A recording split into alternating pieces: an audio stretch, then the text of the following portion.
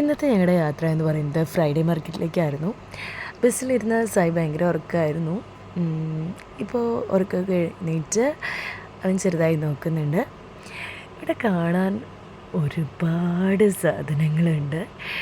Second hand items എല്ലാം നമുക്ക് ഇവിടെ നിന്ന് കിട്ടും. ഏതെടുക്കണം എന്നുള്ള കൺഫ്യൂഷനായിരുന്നു എനിക്കൊക്കെ. ഇതാ സായിയാണ് വെച്ചാൽ അവന് പറ്റിയ കാര്യങ്ങളാണ് സെർച്ച് ചെയ്തുകൊണ്ടിരിക്കുന്നത്. അവന് ഇഷ്ടപ്പെട്ട ടോയ്സൊക്കെ അവൻ ഇങ്ങനെ ചൂണ്ടി കാണിക്കുന്നുണ്ട്.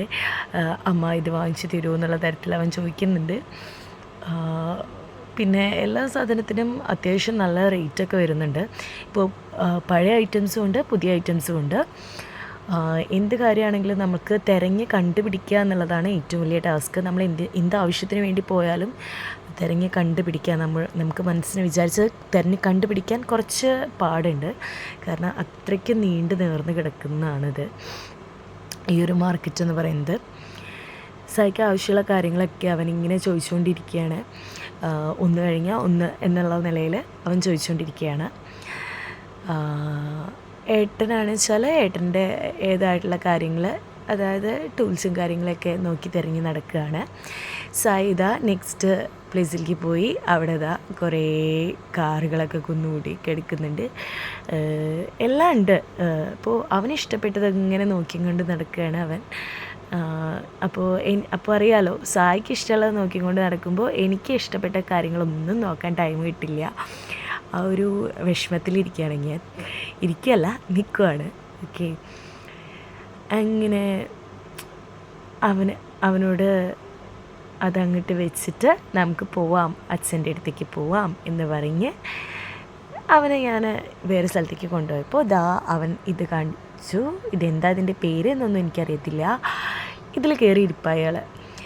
പിന്നെ ഇതാണ് അവിടുത്തെ അവസ്ഥ എന്ന് പറയുന്നത്. ഒരുപാട് സാധനങ്ങൾ, നല്ല നല്ല ഐറ്റംസും ഉണ്ട്. കുറേ പൊടിഞ്ഞ കേട് വന്നിട്ടുള്ളതും ഉണ്ട്. ഇതൊക്കെ ഇങ്ങനെ ഒരു പ്രദർശനത്തിന് വെച്ച പോലെ ഇരിക്കുന്നുണ്ട്. ആരും അങ്ങോട്ട് ചെല്ലണമൊന്നുമില്ല, ചില ഷോപ്പുകളിലേക്ക് ചെല്ലണമൊന്നുമില്ല അങ്ങനെ. പിന്നെ വീണ്ടും സായി വേറെ ടോയ് സെറ്റിൻ്റെ അവിടെ എത്തിയിട്ടുണ്ട്. അവിടെ നിന്ന് അവന് ഇഷ്ടപ്പെട്ട കാര്യങ്ങളൊക്കെ അവൻ വീണ്ടും ചെക്ക് ചെയ്യുകയാണ്. അച്ഛനോട് പറയുന്നുണ്ട് ചിലത് വാങ്ങിച്ചു തരുമോ എന്നുള്ള തരത്തിൽ അവൻ ചോദിക്കുന്നുണ്ടായിരുന്നു. അവൻ ആവശ്യപ്പെട്ടത് അവൻ മാറ്റി വയ്ക്കുന്നത്, ചിലപ്പോൾ അതെടുത്തിട്ട് ഓടിപ്പോവും. അങ്ങനെയൊക്കെ ബോളൊക്കെ അവൻ പെട്ടെന്ന് എടുത്തിട്ട് എൻ്റെ കയ്യിൽ കൊടുന്ന് തരും. അങ്ങനെയൊക്കെ ഇങ്ങനെ ചെയ്തുകൊണ്ടിരിക്കുകയാണ് അവൻ ചെയ്യുന്നത്. കുറച്ച് കഴിഞ്ഞപ്പോൾ സായി ഉറങ്ങി. അതിനുശേഷം ഫോട്ടോ എടുത്തു, ഫുഡ് കഴിച്ചു. നല്ല ടേസ്റ്റുള്ള ഫുഡായിരുന്നു. തരക്കേടില്ലാത്ത സൂപ്പർ ഫുഡായിരുന്നു ഉണ്ടായിരുന്നത്. പിന്നെ അതിന് ശേഷം ഐസ്ക്രീം കഴിക്കാമെന്ന് വിചാരിച്ചു. അങ്ങനെ സായിക്ക് അവിടെ നിന്ന് വാങ്ങിയ ടോയാണത് കേട്ടോ.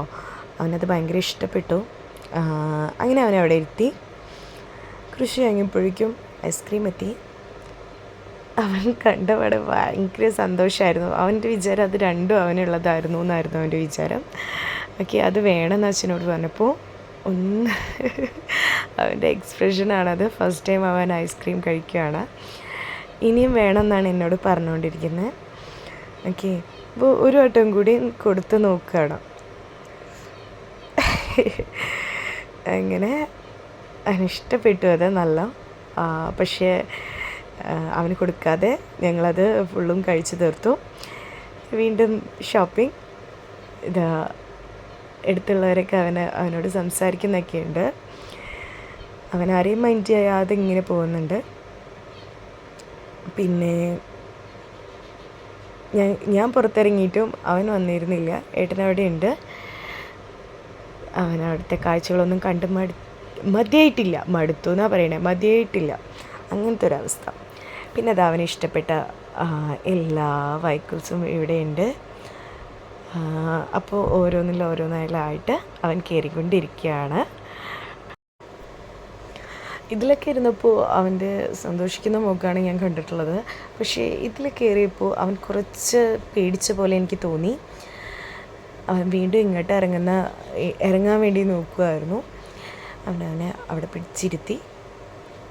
പിന്നെ കുറച്ച് നേരം അവൻ എന്നെ കാണാതായപ്പോൾ വീണ്ടും പേടിച്ച്, കണ്ടപ്പോൾ കുറച്ച് സന്തോഷമായി. എന്നിട്ട് അവൻ എന്താ പറയുന്നതെന്ന് കേൾക്കാം കേട്ടോ. എന്തിടാ ഷായ്, അമ്മ എവിടെ ഇരിക്കുക? അമ്മ എവിടെ എവിടെ? അവിടെയോ ഷായ്?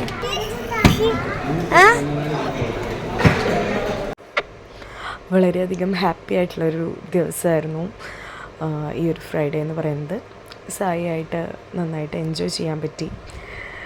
ഇതൊക്കെയാണ് ഫ്രൈഡേയിലെ എൻ്റെ വിശേഷങ്ങൾ എന്ന് പറയുന്നത്.